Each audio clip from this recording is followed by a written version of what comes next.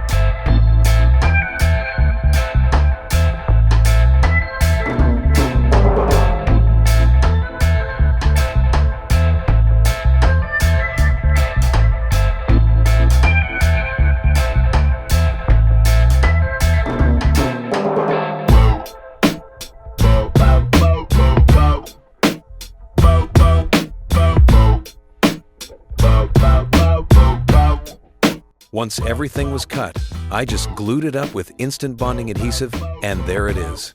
A perfect pen stand that looks amazing on any architect, engineer, or real estate desk. Thanks for watching, guys. If you liked this project, don't forget to like, share, and subscribe to Craft by Omcarve for more creative craft ideas using laser technology.